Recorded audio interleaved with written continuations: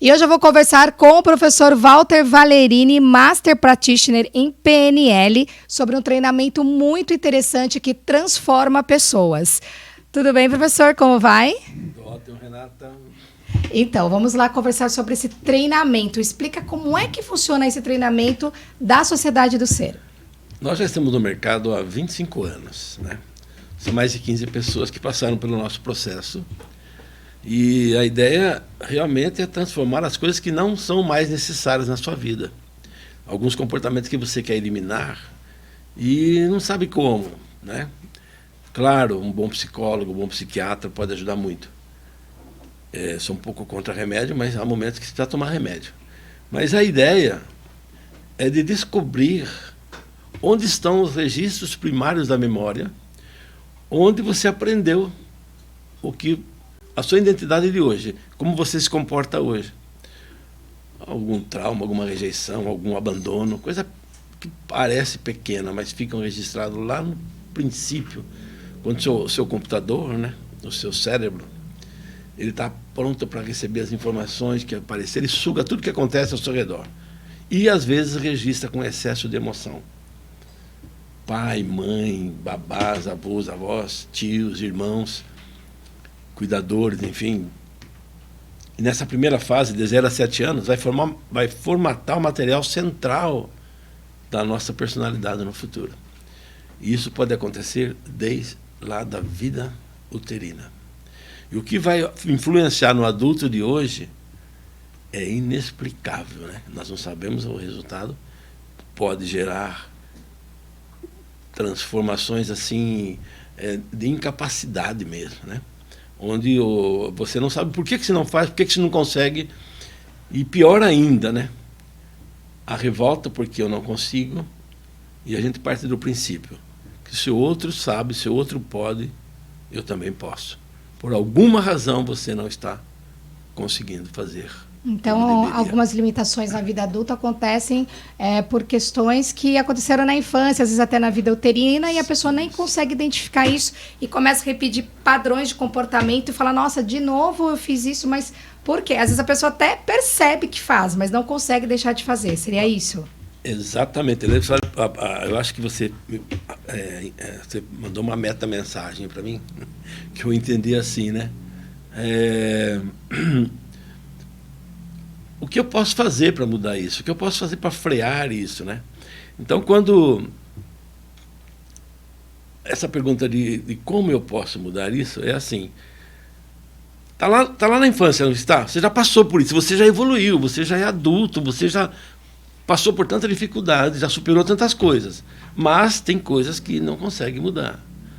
Nesse processo, nós vamos fazer você voltar onde você aprendeu. Naquele momento, mentalmente, nós vamos, claro, há uma indução, há toda uma preparação para isso, né? Ele é repleto de dinâmicas e a gente vai comendo pelas bordas. Isso que é o interessante do treinamento, né? Ele vai acontecendo e você vai se divertindo até. Mas haverá um momento em que você vai parar e pensar. E quem vai parar e pensar é a criança. Vou chamar de criança interior ferida, que é a lógica, né? E essa criança, quando ela se manifesta em você, né, e ela se manifesta constantemente em nossas vidas, constantemente, eu já falo um pouquinho dela, mas essa criança lá no passado, ela aprendeu da maneira da interpretação dela, né? Ela entendeu aquilo como se fosse talvez uma crítica, como se fosse um sinal de incompetência e, na verdade, enquanto o adulto não for lá proteger essa criança, lá no passado, mentalmente, o adulto de hoje vai interpretar o que aconteceu no passado. E ao interpretar isso, naturalmente há uma troca de inconsciente para consciente e arquiva-se o trauma. Vamos chamar de trauma. Pode ser um trauma, né? Mas gerou um comportamento, então acabou. Então o que ocorre, né?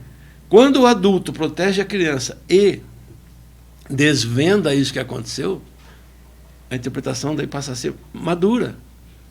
e a informação normalmente verdadeira é que não foi nada daquilo que a criança entendeu. E como é que é esse processo dentro do treinamento para voltar nessa questão e transformar ela? Ressignificar seria a palavra? A palavra é ressignificar.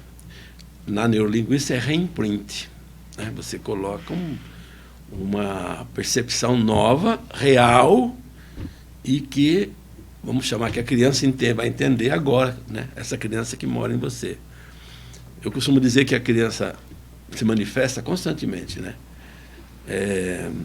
Porque a criança pode ser livre, pode ser adaptada, ela pode ser uma criança que perdeu a infância, ela perdeu aquele elo de ser criança e virou adulta muito cedo.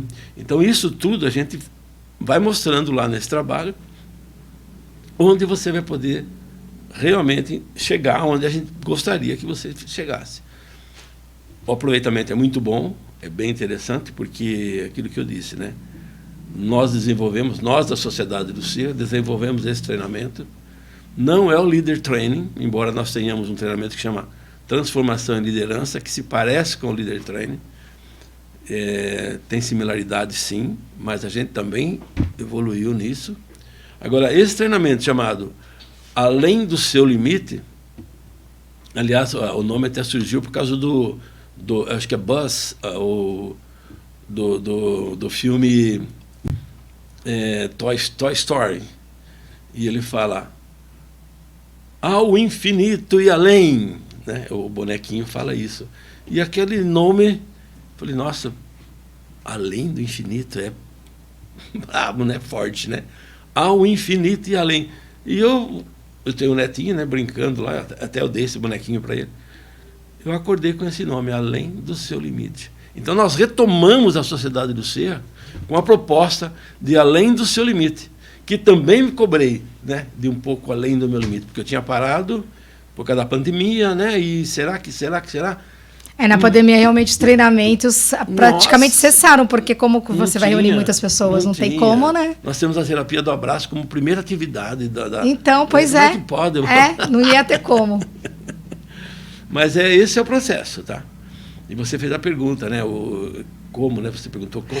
Como é que dentro do treinamento você aplica essa técnica para dar um novo significado, né? Então, às situações, para que a pessoa mude o comportamento. Sim.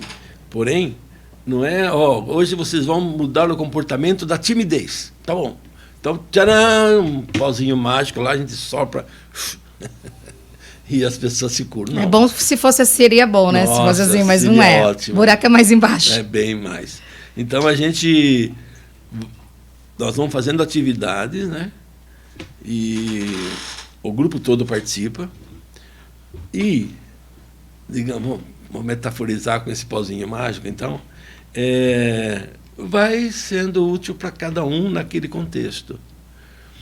E o interessante disso tudo é que o resultado acontece, né? A gente vê depoimentos. Nós, como já faz muito tempo que estamos no mercado, eu não conheço muitas pessoas mais, né? Às vezes eu estou andando pela rua de Piracicaba, ou no shopping, alguém me para, Savaldo, que bom ver você. Você mudou a minha vida. Eu dou uma risadinha amarela, porque eu não mudei a vida de ninguém, não. É você que encontrou as dificuldades, ousou a transformar e as ferramentas são encontradas. Entendeu? Então, a pessoa, caiu uma ficha. Né? Cai mesmo, diariamente cai em ficha, mesmo sem treinamento. Agora, se você quiser assumir que você precisa mudar, você já começou a se ajudar. É por Sim. aí. Entendo. E são práticas de PNL. O seu treinamento é PNL ou você associa com outras técnicas? 30% a 40% é pura PNL. Tá? Depois a gente usa um pouco do pensamento sistêmico. Depois a gente usa... O pensamento sistêmico, o que seria? Então, o que eu influencio em você e o que você influencia no universo. Então, eu vou também dar um exemplo qualquer. Ao chupar uma bala, você abriu um papel. Nesse papel tem criatividade, porque tem um design lá. Alguém desenhou aquele envelopinho, né, que é o papel da bala, certo? Eu lembro muito da bala Chita, que eu era fã da bala Chita. Tem um macaquinho. Ali tem tinta amarela, tinta verde, etc. Alguém fabricou a tinta. Ali tem um papel plástico ou papel de qualquer forma. Alguém fez isso. Você vai pôr a bala na boca, vai te dar um prazer. Mas alguém plantou a cana, alguém colheu a cana, alguém transformou uma receita com a cana-de-açúcar. E nesse processo, tudo é envolvido. Então, quando eu, de uma maneira, eu ajo de uma forma, eu influencio você, positivamente ou negativamente. Você vai para a sua casa, você poderá influenciar outras pessoas. Isso é o sistêmico. E vai ampliando. Isso, né, acho que já todo mundo já ouviu essa frase, que uma borboleta bate asa lá no Oriente e tem um terremoto aqui no Ocidente. Né? A gente já ouviu isso. Né? Então, é assim, o sistema é isso. Nós influenciamos uns nos outros, e para o bem ou para o mal. E quando eu ajo de uma maneira irregular, eu vou afetar negativamente. E isso não será bom, mas ele vai ser expandido. Tá? Então, basicamente, pensamento sistêmico é isso. Então, a gente usa isso também lá para a pessoa entender até por que da mudança. Se você não muda por você, mude por aquelas pessoas que você ama. Se você é uma pessoa extremamente agressiva, né, você começa a observar que as pessoas se afastam de você e parece que a culpa é dos outros, né? A gente culpa os outros. Achou o culpado, acabou o seu problema, né? Não. O maior adversário do homem, o maior oponente do homem, na maioria das vezes, é ele mesmo. Ele perde porque às vezes é difícil a própria pessoa reconhecer suas mazelas, né? As suas sombras. Ela tem um determinado comportamento e para ela tá ok. Ela não consegue perceber que aquele comportamento reverbera negativamente nela e em outras pessoas. Para ela conseguir perceber, ela tem que conseguir se auto-observar. E para se auto-observar, precisa de decisão e empenho, né? E, por exemplo, um treinamento como o seu, que vai mostrar para a pessoa como ela funciona. Seria mais ou menos isso? Tem gente que vai no treinamento por curiosidade. O que será que eles fazem lá? Não vá. Se você estivesse se propondo a mudar algo em você, para ser melhor para você e para as pessoas que você ama, e aqueles que amam você, vá fazer o treinamento. Ninguém muda nem ninguém. Se você internar um drogado, porque você quer que ele sare, sinto muito. Não gaste nem dinheiro com internação. Mas quando a pessoa falar, eu gostaria de passar... Se a pessoa tem que decidir. Aí ela vai de boa e vai sarar. Eu já trabalhei com um núcleo assim, cada 10 pessoas que são mandadas para lá, 1% se resolve. Cada 10 que vão voluntariamente, 50% se resolve. A cura não é total. E eu vou aproveitar e falar de um problema do drogado. O drogado não transcende, né? Quando ele chega numa dificuldade, que ele tem que transcender, ele tem que passar por ela, ele usa a droga e não se propõe à superação. Então, a nossa proposta é também dar algumas dicas de superação, né? Além do seu limite. Se o seu limite é correr para a droga, quando ela se manifesta, o desejo se manifesta, seu cérebro está pedindo isso. Se você começar a trocar as propostas, né, a mudança de... Porque o cérebro aprende a usar a droga. Quando ele passa, aí vem o vício. Tudo que eu preciso fazer, eu vou usar a droga. Eu não tenho competência para fazer, eu vou usar a droga. E você não faz. O drogado não evolui. Ele está sempre no mesmo patamar. Então, quando ele se propõe, nossa, eu não quero mais essa vida, aí você vai se curar, com um pouquinho de ajuda.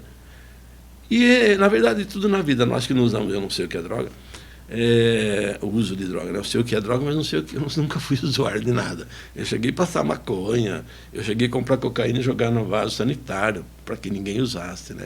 Isso eu fiz. Mas as pessoas que se propõem a automudança, autotransformação, eu não quero mais ser assim, eu não quero mais fazer isso, né? Ele está pronto, só que ele não tem recurso. E a nossa proposta é dar o recurso a ele. Uhum. Até porque, né, professor, existem muitos vícios, né? Tem o álcool, tem a droga, tem a comida, tem o sexo. tem pornografia, tem videogame, tem celular. Então, parece que talvez a pessoa vá ali em busca de um alívio, porque todo o sistema é feito para a gente, se a gente não se autoconhecer, como, por exemplo, ir num treinamento desse para se autoconhecer, a gente acaba entrando aí, são os centros de gravidade, né? A gente entra no centro de gravidade do sistema que já está imposto para a gente, e a gente embarca e aí você pode se viciar em qualquer coisa. Então, esse treinamento serve para qualquer tipo de vício também, para contribuir? Outros vícios, compulsão alimentar, enfim, tem inúmeros, né? Quando você começa a se ajudar, você não precisa mais de muita ajuda, mas eu preciso desejar. As propostas do mundo moderno, né, pioraram muito, porque o ser humano ele necessita da saúde social, fundamental. Hoje nós temos canais de televisão, chega a 1000 canais de televisão, né? A proposta da informática, o desafio, trouxe as pessoas para uma sala, e o campo visual de 30 centímetros. É o celular, é o computador. Pessoas vão dormir e vão para a maioria não, uma grande porcentagem das pessoas, fica com esse limite. E o cérebro também se fecha nisso, né? Eu estou tentando explicar para a gente chegar na necessidade da superação de limites. Tem gente que, se você perguntar a cor do céu, é capaz de não saber responder mais. Entendeu? De tão fechado, de tão limite que fica. O limite fica tão próximo. O cidadão pegou o carro para dirigir, ele está tão habituado na tela, isso vai valer para o André também, porque é muito próximo, você perde a visão multifocal, né? Então, eu vou aproveitar e vou chegar nas inteligências. O que ocorreu com a evolução do homem, né? Se eu perguntasse em 1995 para trás, eu vou perguntar para você, qual a inteligência que você conhecia antes de 1995? Eu não sei nem a sua idade, mas eu estou chutando aí porque eu sou bem mais maduro. Na verdade, eu vou dar uma dica. Você 95, quantos anos será que eu tinha? Eu tenho 43. Quantos anos eu tinha em 95? Será? 95? Eu já fui fazer jornalismo, que eu sou péssima em matemática, mas era jovem. Mas vamos lá. Era o QI, não era o QI? A inteligência intelectual. A gente só falava nisso. Só o QI. Acho que eu tinha 18. Então, fiz um cálculo rápido aqui. Mas você lembra do QI? Lembra do QI? A inteligência intelectual. Por que eu dei a data de 95? As grandes mudanças começaram em 95. Se você, de 95 a 2000, o número é grande de famílias que faliram as empresas. As famílias, pode pensar em Piracicaba, não vou citar o nome de ninguém, mas pararam o desenvolvimento das empresas familiares, cessaram e começaram as falências. Porque a incompetência começou a matar, né? Porque todos os parentes tinham emprego. O filho, a nora, o sobrinho, o neto, todo mundo ia lá, com ou sem competência. Tem um certo governo que está acontecendo no mundo que tem tanto incompetente tomando conta do país que vai quebrar o país. Mas vamos pular essa parte, que é muito evidente isso, né?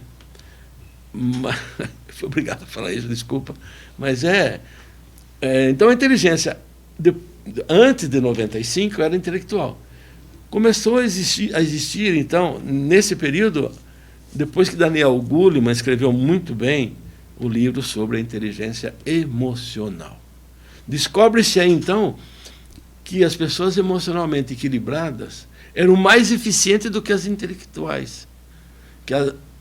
Os intelectuais eram caríssimos e, normalmente, as mesas estavam ficando vazias dos intelectuais. Não que não fossem necessárias, mas a emoção, a grosseria, as pessoas com QI mais elevado transformavam todos os demais em meros mortais, né? E os poderosos, né, que eu chamo de... Eu brinco que eu falo que os PhDs, né? PhDs, né? Os caras que estão tão evoluídos que, se chover muito forte, afoga pelo nariz, né? pela arrogância, né?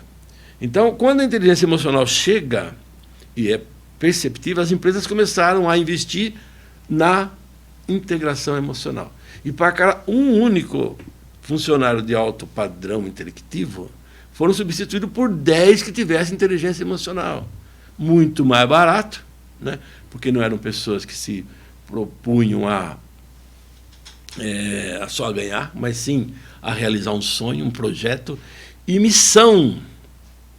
A missão de fazer, a missão de existir, a missão de trocar conhecimento.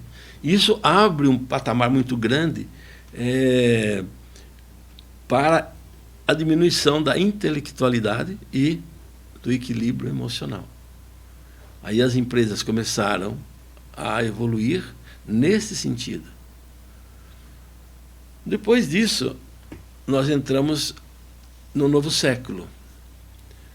Nós estamos no século XXI, que estamos no século da espiritualidade. Então, veja bem, intelectualidade, emocional, espiritual, e mais para frente, o brasileiro, Augusto Cury, escreveu, ele faz um apanhado disso tudo, e escreveu a inteligência multifocal. Eu tive a oportunidade de conviver por 2 anos, nós fizemos uma parceria, e aí trabalhamos juntos por 2 anos. Foi muito válido, aliás, ele validou muito o meu trabalho, né? E que eu agradeço a ele, porque para mim foi um grande aprendizado. E a inteligência multifocal é essa somatória das inteligências. Então, nesse treinamento nosso, também a gente utiliza a inteligência multifocal, juntamente com as outras inteligências. Mas o objetivo principal é minimizar comportamentos inadequados. Você não consegue apagar o comportamento, porque a mente não deleta. Não tem essa competência. O computador, ele pergunta, você quer mesmo deletar? Você fala, quero. Foi. Acabou. Foi embora. E você não acha mais. A mente humana, ela não consegue deletar. Fica arquivado. Pode ser que se manifeste ainda lá na frente. Então, drogado tem recaída. Eu falo que em 15 minutos eu faço uma técnica que as pessoas param de roer unha. Ninguém acredita, mas quando passa pelo processo, para de roer unha. Eu já curei assim 100 pessoas, no mínimo. Porque eu preciso ter a crença que aquilo vai mudar, né? E praticar aquilo. Então, eu preciso acreditar que eu posso mudar. Eu preciso acreditar em algum sonho. Eu preciso acreditar em superação. Eu preciso ir além do meu limite. Uhum. E as pessoas procuram treinamento por quais motivos? Quais são os motivos? Insegurança, medo, excesso de raiva. Você falou alguns aí atrás também, alguns comportamentos, né, que são viciantes, né? Aparentemente resolvem o meu problema momentâneo, mas o canal é você resolver alguma coisa para a sua eternidade. Outras dificuldades vão surgir. Claro, nós somos um ser em constante mutação, em constante evolução. Então, se a minha crença for limitante, eu não vou conseguir superá-la. Ela é mais forte que eu. Porque nós temos uma escadinha, ó. Essa escadinha é do Tony Robbins, é o maior especialista em PNL do mundo. Uhum, Esse cara é Anthony Robbins. muito bom, muito bom. Escreveu o livro dos gigantes lá, que é gigante. Eu não consegui ler aquele livro, estou na metade ainda. Mas você consiga que é bom. É muito bom, sim. E ele fala em limites também. Mas o Tony Robbins, ele faz uma escadinha que eu acho muito interessante. Ele chama ela de...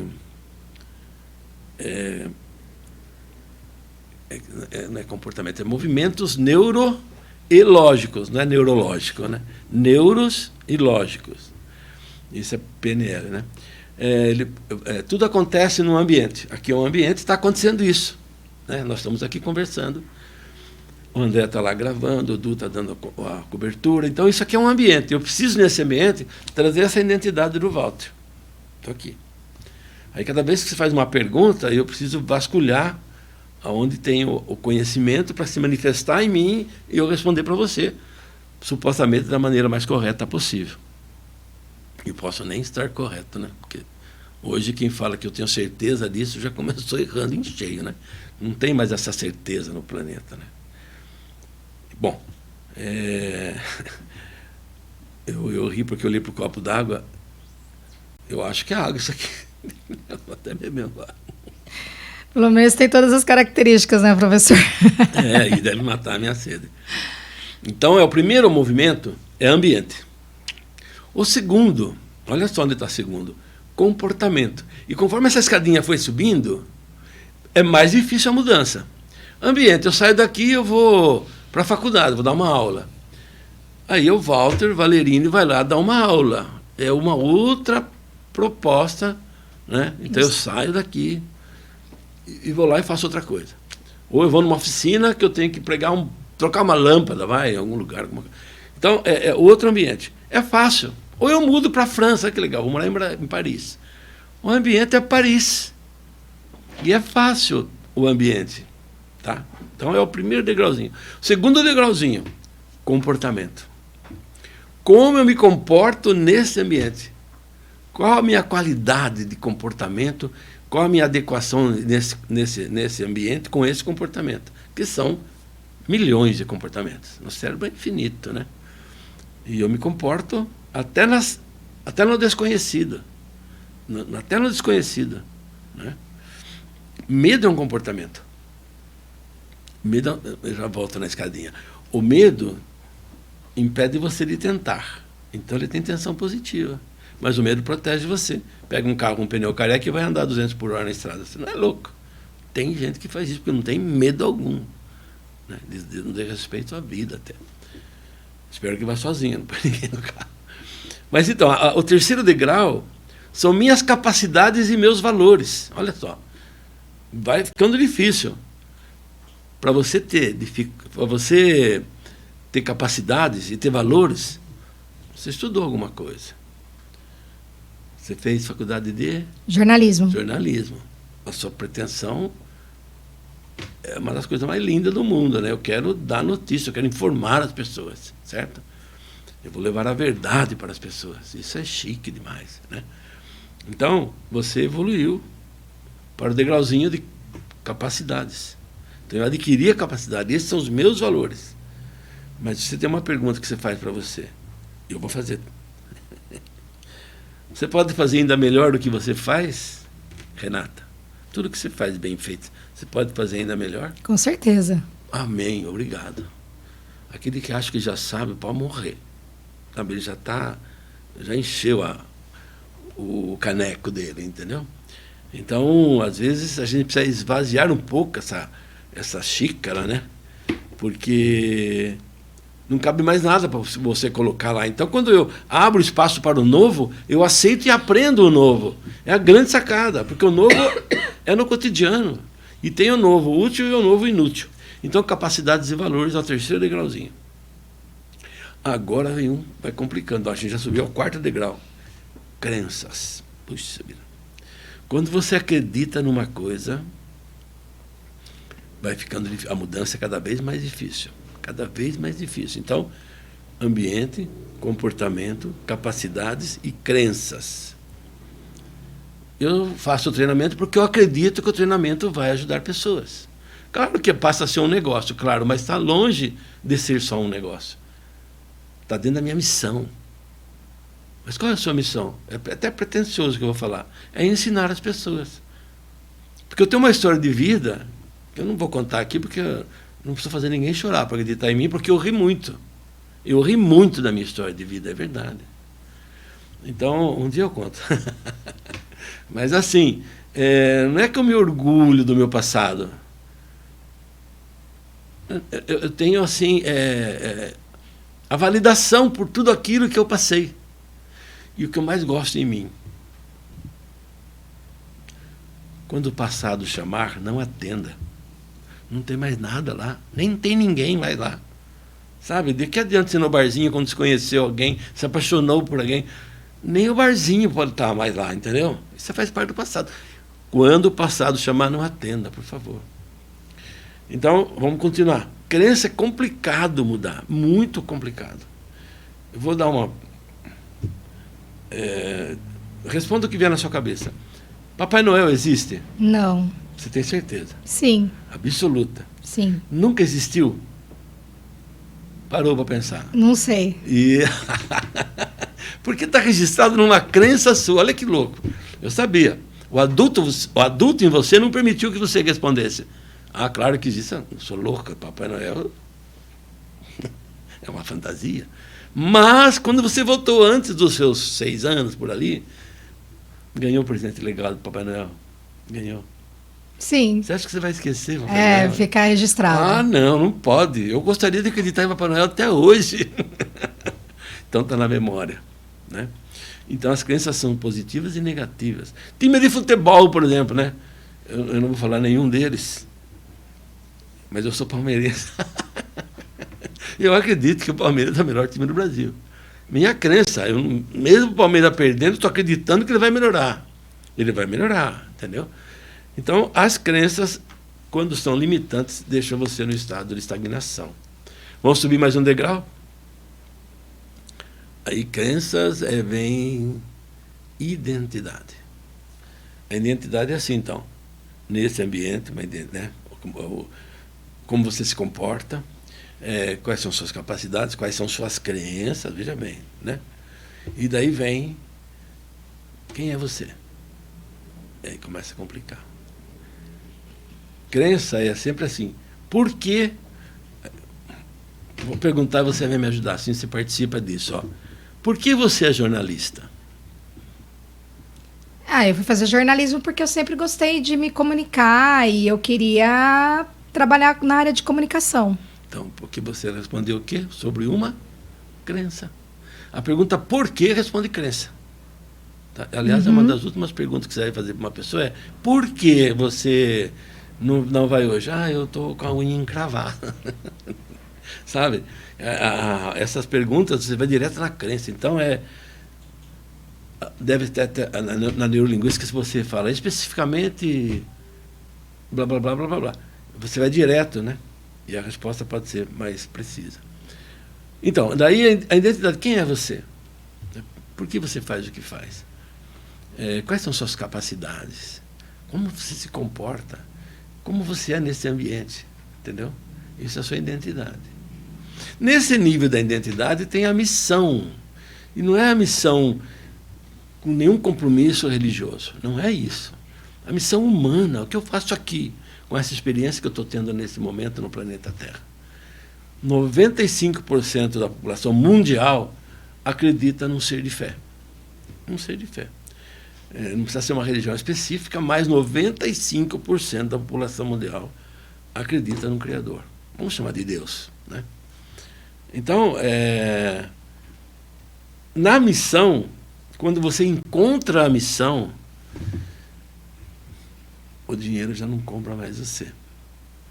Se vier uma proposta financeira para você e vender joias, você vai ganhar 5 vezes mais. Renata, se você estiver dentro da sua missão, você não vai vender joias. Entendeu? Então, quando eu digo que a minha missão é ensinar, eu estou dentro dela. Não quero sair. Não quero sair. Eu tinha vontade de fazer alguns cursos mais profundos. Eu fui canalizando e caí na programação neurolinguística. Me deu tanta resposta, tanta satisfação, que eu continuei meus estudos.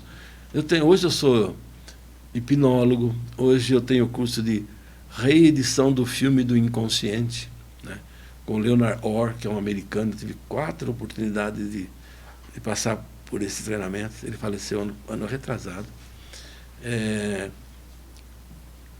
E foi para mim assim uma forma de achar respostas para o meu ser. Eu nunca imaginei que eu fosse dar treinamento, nunca. E me contrataram um dia para dar uma palestra de 2 horas, onde eu não consegui cobrar. Mas o cara me pagou e me contratou para uma próxima, que eu fui para lá em Ribeirão Preto. Quando eu voltei para casa, eu falei para minha parceira na época, eu falei, nossa, eu quero fazer isso. Nessa segunda palestra eu dei autógrafo, você acredita nisso? Eu não sabia o que era autógrafo, como é que dá autógrafo? Eu queria um autógrafo do senhor. Eu falei, Fiquei tão perdido que acabei dando um autógrafo lá de qualquer jeito, né? Depois passei a dar mais autógrafos, mas assim, não era meu desejo dar autógrafo, meu desejo, e não é. O meu problema não é poder pessoal sobre ninguém, não. O meu desejo, a minha missão é ensinar você a ser melhor do que você já é. Ensinar você a superar o seu limite. Né? Então, a proposta do treinamento é desafio, crenças que eu sou capaz, enfrentar o desafio que surgir, atrair as minhas competências e aí continuar o meu caminho de superação. E passa por esses pilares que você citou, né, professor? Quais são mesmo? Ambiente, identidade, crenças. Vamos pela ordem. Vamos pela ordem. É do mais fácil de resolver. Ambiente, mais simples. A gente sai dessa sala, deu um problema elétrico, a gente troca de sala. Continuamos, o ambiente mudou. Já é outro ambiente. Mas é fácil. Né? Vai dar um trabalho. Mas, por exemplo, se a pessoa está num ambiente, por exemplo, ela mora num lugar que ela não gosta e ela não tem condição de mudar dali naquele momento, como é que faz daí? Olha, eu choro. Tem alguma alternativa até ela conseguir mudar essa realidade? Então, se ela quiser mudar os outros, não vai conseguir. Ela tem que mudar, por exemplo, ela mora com alguém que a incomoda, a família não... Quer ver que interessante? Para ficar mais fácil de entender. Vou dar um exemplo meu. Eu trabalhava manhã, tarde e noite. A minha vida inteira foi assim. Ultimamente é que eu estou bravo comigo porque eu estou trabalhando 4 horas por dia. Muito pouco. Eu quero ser útil, né? Porque eu vou morrer jovem com uma longa idade. Não consigo, eu não consigo ficar velho. Não adianta, eu já tentei. Vocês não acreditam. Comprei cachorro, comprei passarinho, umas coisas que eu gostava bonito, importei passarinho, fiz um negócio interessante. Falei, nossa, vou fazer isso. Eu não consegui. Em 3 meses já estava desesperado. Né? Tinha alugado uma casa grande. Bom, mas eu vou lá no meu problema. Para você entender o que é, né? Eu me deitava no sofá para descansar por meia hora. Logo depois do almoço, eu almoçava em casa diariamente, deitava no sofá. E me incomodava o som na rua. Sabe essas flautinhas que chamam a atenção de criança para comprar um doce? Isso 1h da tarde, né? Nossa, por que me incomoda tanto isso? Né? Por que isso me incomoda tanto? Até que um dia eu saí lá fora. Fui lá fora, olhei. Era um senhorzinho, barbinha branca, vendendo sorvete dessa hora. Ele andava e ficava piriri, piriri, piriri, e aquilo me incomodava. Por que me incomodava? Eu voltei no registro primário da minha memória quando eu tinha 6, 7 anos, em que tinha um cidadão que vendia aqueles biju, lembra? Não sei se as pessoas vão lembrar isso. Você girava, era de 1 a 5. Onde parasse, você pagava lá R$2, você podia pegar um biju ou 5. Nunca parava no 5, porque acho que tinha mais um impulsozinho lá. Mas 1, 2 sempre saía. E nessa hora, o meu pai ficava irritado. Nós éramos 5 irmãos. Por quê? A gente queria comprar o biju e a janta estava na mesa. E família italiana tinha que jantar na hora da janta. E meu pai ficava bravo com isso. Então, esse registro na memória, era um registro primário sobre esse tema, me deixava, de certa forma, irritado com o assobiozinho lá do velhinho, que estava ganhando pão cada dia. Quando eu vi que eu ressignifiquei, eu passei a descer lá e comprar sorvete do Aminha, você acredita? Então, toda vez que eu via, ia lá. Então, não adiantava eu mandar o senhorzinho mudar de rua. Não. Eu ressignifiquei. Olha que esse exemplo para mim é mágico e verdadeiro. Eu mudei em mim e passo o sorvetinho lá na rua, eu ouço, falo, nossa, que bonitinho, ele está ganhando o pão dele, e volta a dormir. Entendeu? Eu durmo lá meia hora lá. Então, eu não consigo mudar os outros, impossível. Eu posso mudar a mim, isso sim. Então, no ambiente, essa seria a dica para o ambiente. E depois a próxima qual é? Aí é comportamento. Começa a ficar delicada, né? Eu sou assim mesmo, comigo é 8 ou 80, né? Entre 8 e 80 são 72 possibilidades que você abandona. Eu não vou mudar nada, não adianta você me falar nada, a briga vai continuar, né? E essas irritações vão atrapalhando você e o cotidiano. Quando quando algo me afetar, eu começar a cobrar algo de mim, eu começar a entender que eu preciso fazer algo diferente, né? Mesmo com dificuldade, eu posso começar a mudança. Eu posso mudar fazendo um pouco de análise, eu posso mudar com treinamentos. O ser humano não pode ficar sem treinamentos. Ele é obrigado, porque com quem que você acha que seu pai aprendeu a educar filho, Renata? Com os pais dele. Ele tem as referências que ele traz familiares. E quem foi a experiência para ele? Então, e assim sucessivamente, né? Foi você que foi a experiência dele. Então, regras que já estão superadas, os pais insistem porque aprenderam. Então tem a crença que aquilo que meu pai falou vai fazer bem para o meu filho. Já não serviu nem para ele quando filho, mas ele não se propôs a pensar nisso. Ele despacha. Então, as minhas capacidades, meus valores vão evoluindo, né, para você começar a mexer nas crenças. Então, esses degrauzinhos vai provocando a minha mudança de crença. Crença é delicado.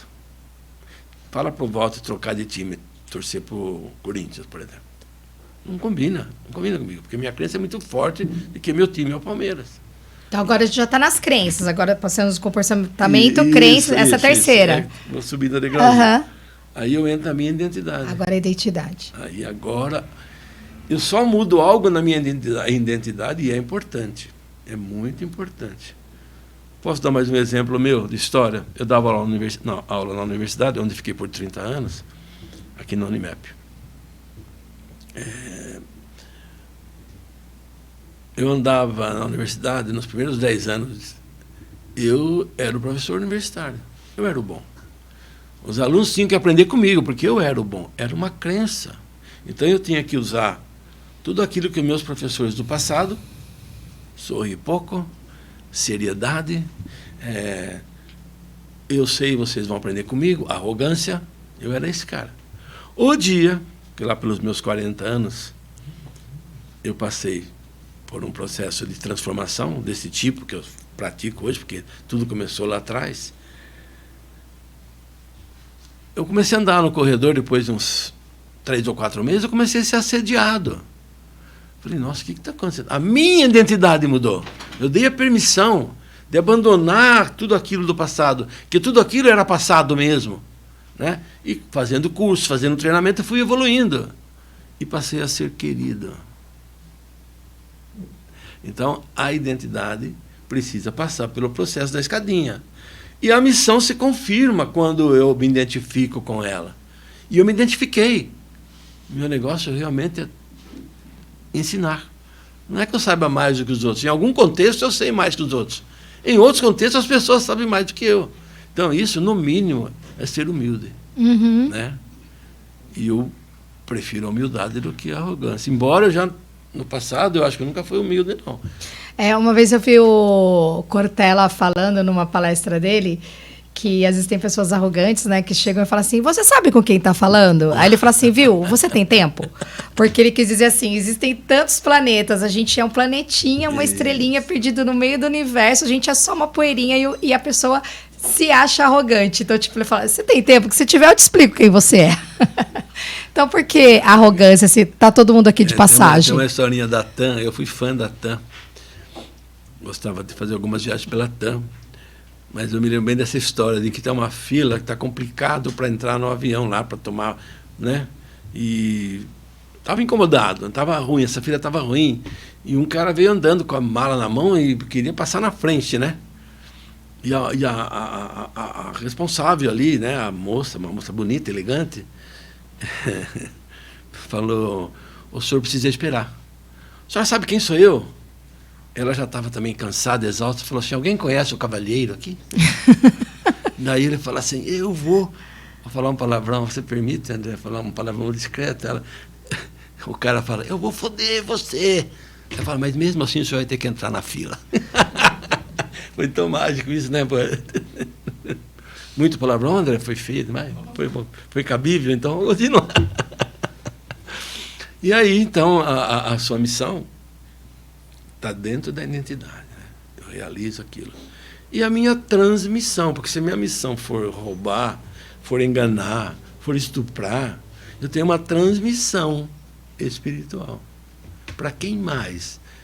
Entendeu? Para quem mais além dos seres humanos? Acho chique isso aí. A neurolinguística fala isso mesmo. para quem mais você tem o compromisso com a sua missão? Bonito, né? Bonito, bonito. E agora, quais são, assim, os passos que vocês vão dar dentro da Sociedade do Ser? A Sociedade do Ser seria uma instituição que tem vários cursos, não é? Quais são os seus planejamentos, os próximos cursos? Então, como é que vocês estão em relação a isso? O Instituto Sociedade do Ser, a proposta, ela é ambiciosa. Nós estamos arrumando parcerias, né? Já tem algumas pessoas se movendo. Lá no Sul tem uma pessoa que vai compor comigo. Mas o projeto, ele já tem uma certa maturidade, né? A gente sabe o que está fazendo. E já fizemos muito sucesso. Trabalhamos com grandes empresas. E eu, Walter, eu só não quero perder a vontade, eu não quero perder o sonho. O treinamento, o nome Além do Seu Limite, é essa provocação. O que mais? O que mais, né? E o que mais ainda? E a ideia, a proposta do treinamento seguinte é um segundo treinamento que vai levar o nome de Ainda Mais Além. A ideia do próximo treinamento. Para quem for passando, ainda mais além. Lembrando que o treinamento Além do Seu Limite é nosso. Ele é novo no mercado. Existem dinâmicas que podem parecer, né? A gente transformou, eu acabei de criar uma muito interessante, eu crio algumas dinâmicas. Porque eu tenho um amigo que chama Carlos ABC, trabalha comigo. Conheço ele. É um grande cara. Ele fala assim, Walter, a gente pode até copiar algumas coisas, mas temos que tomar todo o cuidado de não fazermos xerox do rascunho que tomou chuva. O Carlão é terrível. E, enfim, nós temos ambição, sim. Nós queremos voltar e andar pelo Brasil outra vez, né? De uma maneira confortável. Eu não preciso mais sair feito um doido, como não vou sair. Eu simplifiquei muitas dinâmicas para que a gente fizesse concentrado e atingir o objetivo dessa maneira. Ficaria muito mais fácil. Uhum. E aí vocês vão fazer treinamento tanto fora de empresas, então, e também em empresas? De captação, a gente vai lançar isso que a gente está fazendo aqui, também é provocar pessoas. Olha, estou vendo isso, quem sabe procura lá. O de empresas, a empresa pode nos contratar, pode ser in company, a palavra comprise, né? A gente tem elaborado algumas coisas nesse segmento também, para oferecer junto da modalidade que nós já oferecemos, complementar com trabalhos para a empresa. E eu falo sobre líder também, né? Quando eu falo com a empresa, eu falo a liderança. Eu vou concluir sobre líder. O líder é o seguinte: você é mãe? Não. Não. Mas já teve mãe, né? Eu tenho mãe. Você tem mãe, desculpa. Claro que sim. A sua mãe chegou a dizer para você um dia: eu sou sua mãe. Com certeza. A irmã da minha falando: minha mãe ficava com 5 homens, imagine. Você não sabe que eu sou sua mãe? Né? Era sua líder, não era? Mas quando o líder precisa falar, quem manda aqui sou eu estou pegando a relação familiar com a relação profissional. O líder fala assim, você sabe que quem manda aqui sou eu? Esse já não é mais líder. Ele precisa avisar as pessoas que ele é líder. Não. Use as ferramentas que você tem, use os recursos que você tem, o poder que te deram e tome uma atitude adequada. E só dou um conselho para o líder.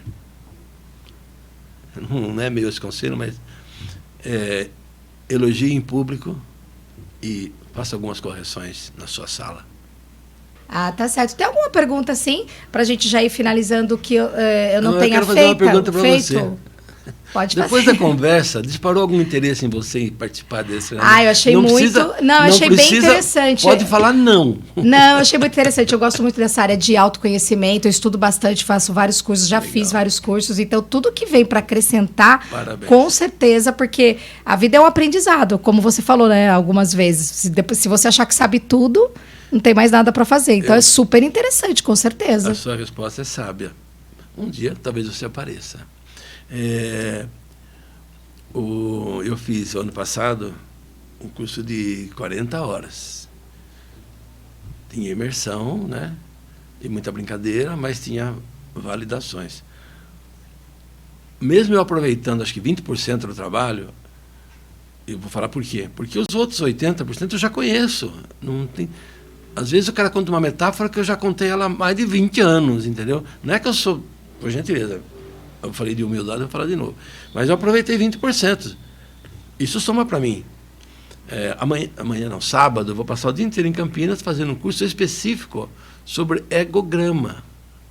O egograma responde sobre a sua criança interior ferida. É mágico, eu adoro esse tema, conheço bastante, já conversei com o psicólogo que vai dar o treinamento, ele falou, pode vir que você vai ver umas coisas interessantes. Uau, eu vou mesmo, já paguei, já fiz inscrição e estarei lá. E fico lá o dia inteirinho, não tem problema nenhum. Mesmo que eu diga, nossa, isso eu já sabia. E daí? Eu posso rever, eu posso aprender mais. Às vezes, quando a gente vê pela segunda vez, você pega algumas coisas que da primeira você não pegou, porque é um outro momento, né? Sim. É igual o livro.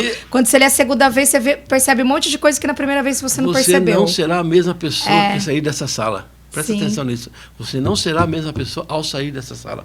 Não porque você conversou comigo, porque você teve um diálogo interno aí. Você vai sair daqui ouvindo algumas vozes aí, entendeu? O cérebro é maravilhoso, né? Você, ao formular as perguntas, você teve que refletir o que eu vou perguntar agora. Aí a pergunta é isso. Você negocia com esse diálogo aí, pá. E o voto faz a mesma coisa, né? Nessa posição aqui, a sensação que eu preciso ter é que eu sei a sua resposta, eu tenho a sua resposta. Às vezes não tenho, né? Eu posso pedir desculpa e falar, olha, eu não sei responder isso. Como é bem pertinente aquilo que eu executo, claro que eu vou responder da melhor forma possível. Então é isso. Tá bom, menina?